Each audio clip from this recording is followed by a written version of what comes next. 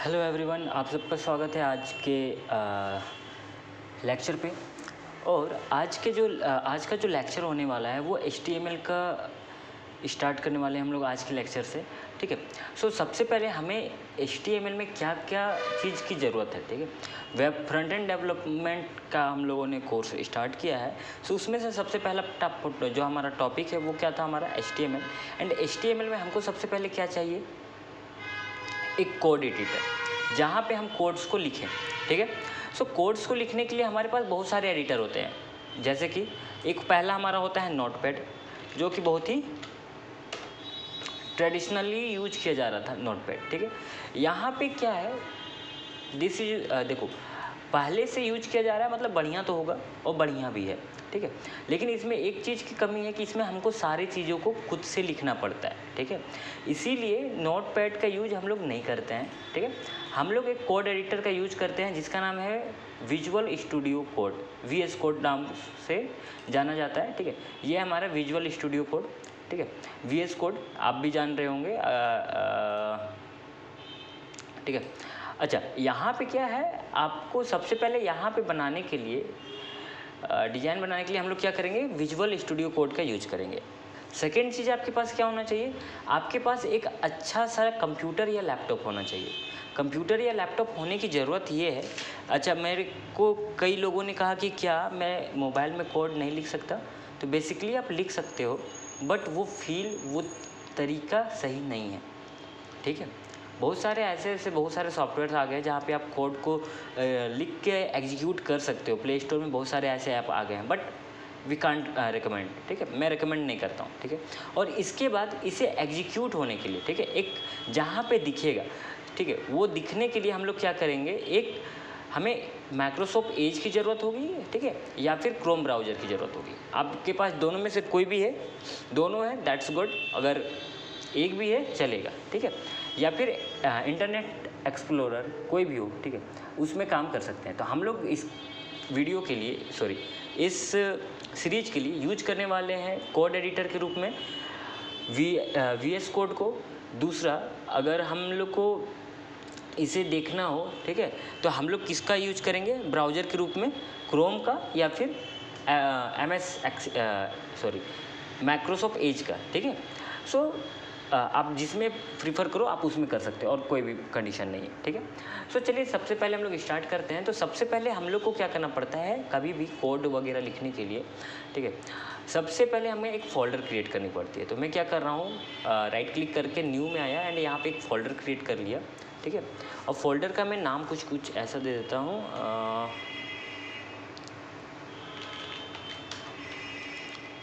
Website. ठीक है। And enter.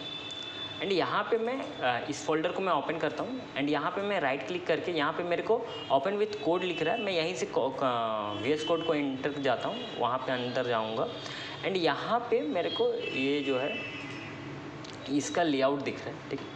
अभी जो हम जिस प्लेलिस्ट जिस फोल्डर में है वो फोल्डर का यहाँ पे नाम दिख रहा है एंड यहाँ पे आप आओगे तो यहाँ पे आपको एक न्यू फाइल बनाने का, न्यू क्रिएशन करने के लिए अनटाइटल्ड फाइल बनाने का ऑप्शन आ जाएगा। यहाँ पे मैं एक अनटाइटल्ड फाइल बनाया एंड फाइल का जो मैं क्या करूँगा, नाम कुछ रख दूँगा। ठीक है। एंड इसके नाम को मैं आप जो चाहो वो नाम दे सकते हो फिलहाल। ठीक है।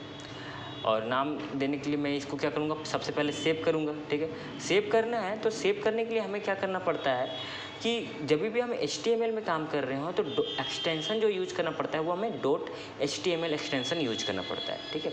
जैसे मैं अगर बात करूँ तो मैं अगर आज बना रहा हूँ तो मैं डेमो करके आज एक मैं पहला बनाता हूँ demo.html। ठीक है। ये बना के जब मैं सेव करूँगा तो हमारा जो फाइल है, ये जो VS कोड का जो फाइल है, यहाँ पे आप नोटिस करोगे ये हमारा जो है, जैसे ही मैंने अपने फाइल को सेव किया demo.html नाम से, तो ये यहाँ पे एक open bracket and close bracket का एक लोगो दिखने लगा। ठीक है। इसका मतलब ये है कि आपका जो यहाँ पे आप कोड जो लिखने वाले हो वो कौन से लैंग्वेज का लिखने वाले, आप HTML में लिखने वाले। ठीक है। HTML का फुल फॉर्म क्या होता है, तो HTML जो है एक मार्कअप लैंग्वेज है। ठीक है। तो इसका जो फुल फॉर्म होता है वो हाइपर टेक्स्ट मार्कअप लैंग्वेज होता है। ठीक है। हाइपर टेक्स्ट मार्कअप लैंग्वेज, और यह एक मार्कअप लैंग्वेज है, एक लैंग्वेज है जिसका यूज हम लोग क्या करते हैं, कोड को लिखने के लिए करते हैं, ठीक है। अच्छा, मैं यहाँ पे जो कुछ भी लिखूँगा वो कहाँ पे जाएगा, ये जाएगा कहाँ पे सेव होगा। जैसे मैं यहाँ पे कुछ भी लिख रहा हूँ, जैसे मैं लिख रहा हूँ हेलो, ठीक है, जस्ट मैं अभी लिखा हूँ हेलो, तो ये लिखा हुआ चीज़ कहाँ पे जाएगा। सो यहाँ पे हम यहाँ पे देखो, यहाँ पे हम लोग एक वेबसाइट नाम के फोल्डर को बनाए थे जो जिसका लोकेशन क्या है, हमारा डेस्कटॉप है, ठीक है। यहाँ पे वहाँ पे जाने के बाद, उस फोल्डर में जाने के बाद वो फाइल में जाएंगे एंड उस फाइल को जैसे ही हम ओपन करेंगे तो हमारा जो कुछ भी लिखा हुआ रहेगा वो कहाँ पे आएगा, हमारा यहाँ पे माइक्रोसॉफ्ट एज में ओपन होगा, ठीक है। लेकिन मैं यहाँ पे फ़िलहाल हेलो लिखा, ये कोई कुछ भी नहीं है, कुछ भी नहीं है, ठीक है, ये कोई तरीका नहीं है लिखने का। इस कारण यहाँ पे आप देख पा रहे होगे कि यहाँ पे आपको ये चीज़ नहीं शो हो रही है, हेलो लिखा हुआ तक नहीं शो हो रहा है, ठीक है। सो ये क्यों नहीं शो हो रहा है। सो एक चीज़ है कि हम जब HTML को यूज करते हैं या फिर आप इंग्लिश लैंग्वेज की ही बात करें तो वहाँ पे एक ग्रामर नाम का कुछ चीज़ होता है। रूल एंड रेगुलेशन इंग्लिश में हमें ज़रूरत होती है। रूल्स एंड रेगुलेशन अगर आप फॉलो नहीं कर रहे हो तो आप इंग्लिश नहीं बोल सकते हो, ठीक है, पता है। उसी तरह HTML के लिए आपको सिंटैक्स को जानकारी होना चाहिए, सिंटैक्स की जानकारी होनी चाहिए। अब सिंटैक्स क्या है, सिंटैक्स होता क्या है, तो आपने अगर कभी पढ़ा है या फिर आपने देखा होगा तो हमारा जो सिंटैक्स होता है, फ़िलहाल मैं ये सिंटैक्स को मैं लिख के दिखा दिया, ये डायरेक्ट मैं अभी इंपोर्ट कर लिया, ठीक है। सो ये जो है ये हमारा क्या है, सिंटैक्स है, बेसिक सिंटैक्स है, ठीक है। बेसिक सिंटैक्स ये होना ही चाहिए, ठीक है। इस सिंटैक्स में यहाँ पे क्या है, ये जो सिंटैक्स यहाँ पे लिखा हुआ है इसे हम लोग एक्चुअल में कहते हैं बॉयलर प्लेट, ठीक है। इसे हम लोग कहते हैं HTML बॉयलर प्लेट। एंड यहाँ पे ये जो है हमारा जो है HTML का बॉयलर प्लेट है, ठीक है। एंड आगे हम लोग जब बढ़े तो यहाँ पे हमें ये चीज़ जानकारी होनी चाहिए कि हम कोई भी चीज़ बनाते हैं तो हमको उसके लिए क्या चाहिए। जैसे लेट से मैं कुछ एक बटन ही बनाता हूँ, ठीक है, तो मैं बटन अगर बनाता हूँ तो मैं क्या करूँगा, उसके रूल को लिखूँगा। सो बटन लिखने मैं बटन को लिखूँगा एंड उसके बाद क्या करूँगा, क्लोज ब्रैकेट लगाऊँगा, यहाँ पे मैं लिखता हूँ क्लिक मी, ठीक है। एंड इसे मैं सेव किया एंड देन आफ्टर मैं क्या किया, अपने वेबसाइट में जाऊँगा एंड यहाँ ओपन करूँगा मैं इसे एज में। तो यहाँ देखो एक क्लिक मी का ऑप्शन आ रहा है, यहाँ पे आप देख पा रहे होगे, आई थिंक मैं जूम करता हूँ इसे। ये देखो एक क्लिक मी का बन गया हमारे पास ऑप्शन, ठीक है। अभी यहाँ पे एक बटन बन गया जिसमें क्या लिखा हुआ है, क्लिक मी लिखा हुआ है। सो ये चीज़ हम लोगों ने कैसे किया, हमारा एक बॉयलर प्लेट बना, बॉयलर प्लेट के अंदर हम जाके उस कोड को लिखें जिस कोड को लिखने से, वो टेक्स्ट को लिखें जिस टेक्स्ट को लिखने से हमारा बटन क्रिएट होता है, ठीक है। एंड बटन क्रिएट होने के बाद वहाँ पे मैंने उस टेक्स्ट को लिखा जो टेक्स्ट ही मेरा यहाँ पे दिख रहा था। सी यहाँ पे क्लिक मी लिखा हुआ है, यहाँ पे हम सेंड भी लिख सकते हैं। बटन में कुछ भी बहुत सारी चीज़ होते हैं, ठीक है। बटन मीन्स एक ही चीज़ नहीं, क्लिक मी आप ओके कर सकते हो, कुछ भी आप दे सकते हो, राइट। लेट से मैं पैराग्राफ बनाना चाह रहा हूँ तो मैं क्या करूँगा, एक पीक कर पैराग्राफ होता है, एक सिंटैक्स होता है पीक का, ठीक है। अब इसके अंदर मैं लिखता हूँ दिस इज अ पैराग्राफ, ठीक है। एंड इसे मैं सेव किया एंड यहाँ पे आके मैं इसे क्या करूँगा, रिफ्रेश करूँगा जस्ट, तो मेरे को इसके नीचे क्या आ रहा है, पैराग्राफ लिखा हुआ दिख रहा है, ठीक है।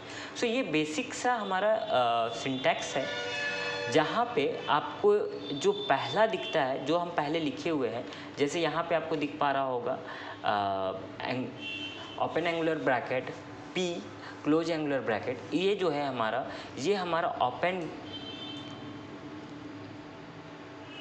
ये हमारा क्या है, ओपनिंग टैग है। और ये इधर जो है लिखा हुआ है ये हमारा क्लोजिंग टैग है। अच्छा, opening tag and closing tag में क्या है डिफरेंस, तो यहाँ पे क्या है, एक स्लैश लगा हुआ है जो कि हमारा लगा हुआ है क्लोजिंग टैग में, ठीक है। इवन यहाँ पे आप देखो बटन में भी, तो बटन जब मैं लिखा हूँ और इधर बटन जो लिखा हूँ, यहाँ पे भी अंतर क्या दिख रहा है कि जो ओपनिंग टैग है वहाँ पे स्लैश का यूज नहीं किया गया है, बट क्लोजिंग टैग में हम लोग स्लाइस का यूज करते हैं, ठीक है। तो इस तरह से हम आइडेंटिफाई कर सकते हैं कौन सा हमारा ओपनिंग टैग है एंड कौन सा हमारा क्लोजिंग टैग है। अंडरस्टूड।